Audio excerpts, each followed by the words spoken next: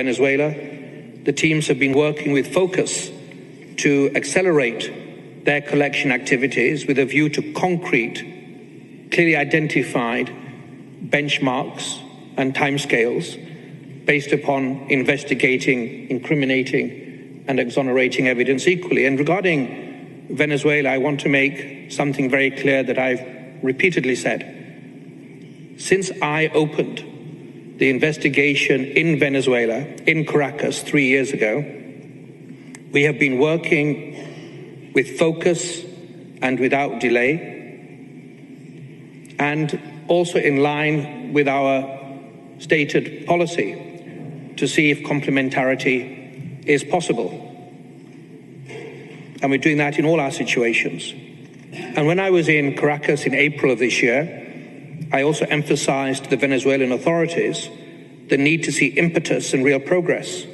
And my office has been following up in relation to that. And after the elections of this year, I insisted in my communications with Venezuela and in public statements the need to protect the rights of civilians, including children, that they must be released if held for political purposes, or anybody that was peacefully protesting. They must let the Office of the High Commissioner for Human Rights in, as had been previously promised to me in writing, and they must more tangibly cooperate with my office.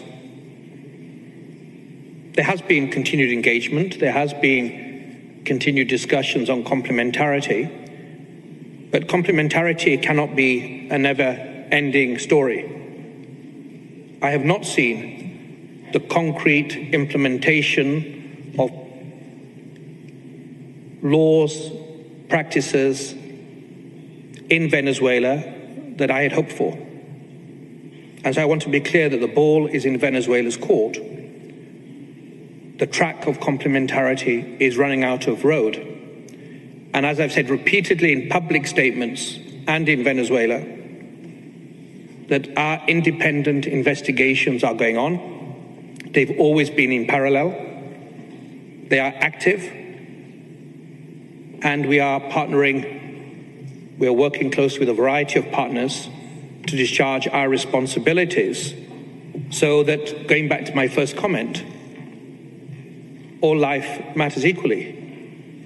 Venezuelans have the same right to justice as the families I met in Libya or in Bangladesh in the last 2 weeks. This is as basic as it gets, but it's worth underlining that imperative in terms of the decisions that my office is undertaking.